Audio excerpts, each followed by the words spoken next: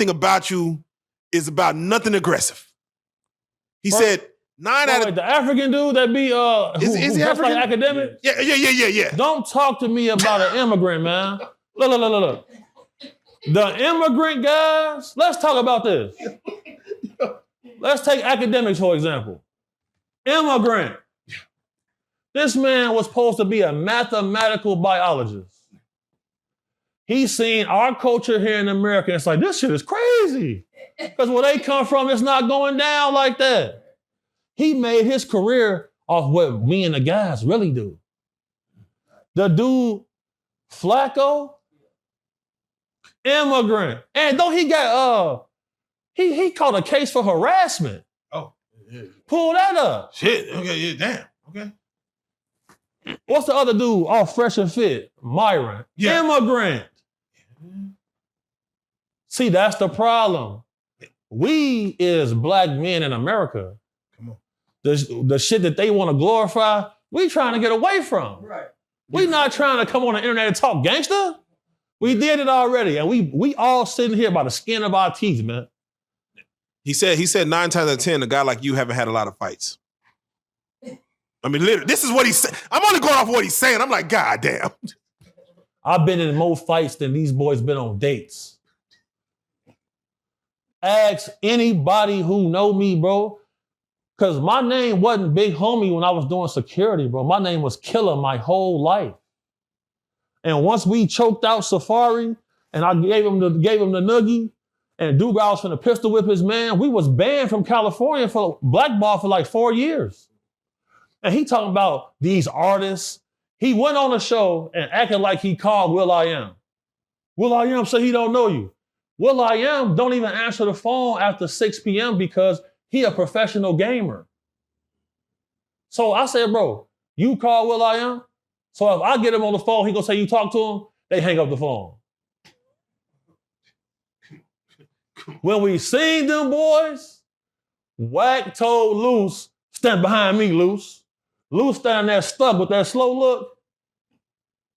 And they mans, soon as we walk up, one nigga break like this and run. Wack, Loose, they whole crowd turn around and say, where's this nigga going? I say, now Wack, what's up with this, bro? And he's like, hey, nigga, come back. It ain't that. This just for the internet. Then he come back. And then that's when you see that footage of, I'm telling them like, man, bro, no, y'all got too much power online. This nigga fans, and I'm like, nah, bro, on Insane, bro, no. That was at the very end when these niggas knew it was not busting. Because you don't see Turn Up God, you don't see Do God. Bro, we really do this. They not finna walk on camera in front of these niggas. They finna stand over here. Do God was standing right next to me when I made that first video. But I had to pull it down because I had to grab folks. He pulled joint out, walked right up on Wack, fingers in his face. When Dugas heard them say, we know Busta Rhymes gay, man. You can't be saying that. This shit just for content. Dugas was ready to crash right then and there. He said, these motherfucking niggas talking about this for play? He said, Gordo, go over there. Go, matter of fact, just leave. Him and Turn God told me to leave. But my nigga, we just made an agreement after we called the bail bondsman. I was gonna be the one to get locked up for this shit. They said, fuck that. We a violator, go back. They said, we only do like 3-4 years, we'll come back. They gotta go today.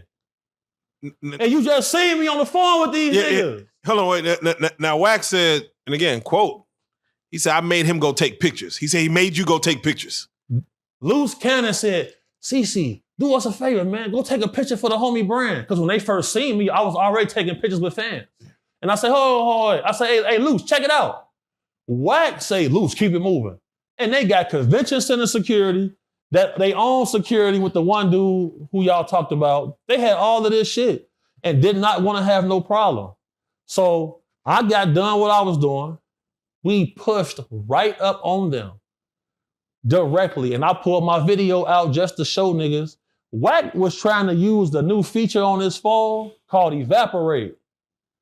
So he was trying to figure out why his teleport button wasn't working. That's why he was so focused on that phone. He was like, damn, my teleport button ain't working? How to get out of here? How do I get out of here? Because people think I'm small. Niggas think I'm little. In real life, when you in front of that ape, you see, hold on. Now we've all seen the video on the internet with there was no sound, but there was a FaceTime with Wak and Dugar, and Dugar looked very aggressive on the phone. He was almost yelling at the phone, and Wak was looked very calm. Very, very calm. You know, he was carrying himself like a true senior citizen, grandfather type of person would. Mm-hmm. You know, you're a pillar in your family. You know, you have an illustrious career at driving trucks. You feel me? You one of the most legendary CDL drivers we ever seen. You know, like, you know. And then nigga talking about he a Pyru. I never heard that before. He a Pyru? From where? You never seen him with no Pyru. The dude he had with him supposed to be a shooter with the tats on his face. I thought he was gonna pass out. The man, I thought he was finna pass out. Listen, bro, as soon as we walked up, one nigga dropped his book bag off his back, pushed people out the way and ran. They see him run. I say, Wak, what's up with your mans? Loose cannon say, see, Wak, I told you cuz was a buster. So they tell him, come back. So he walked back, slow as hell. I'm looking like, so you niggas really was playing. Then I see a dude pulling out his phone recording. And I foiled their plan because none of them had no phones out when we first pushed up because it was very tense. We got, you know what, I'm gonna give y'all some insight. We got a rule, bro. The big fella always walk out first. We had a situation at our studio one time. A motherfucker gets shot in front of the studio. I had to go outside and talk to the law. I had to go to court because of that, because we was running a legal business. Whenever it's any type of situation, I'm the one who have to go and do the political shit. Period.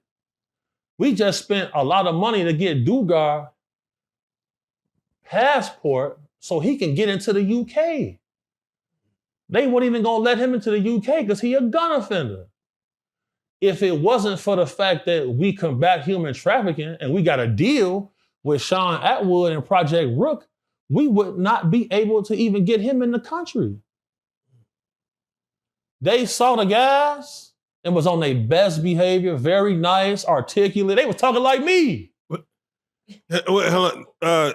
It wasn't no Pyru, no Crip talk, nothing.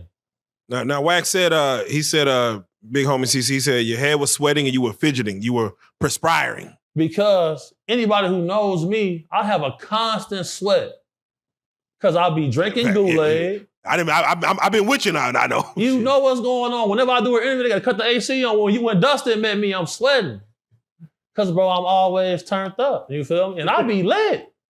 You can't look at all of this torture against children, all of this violence against women, all of the torture against little boys. You cannot look at that shit without self-medicating eventually.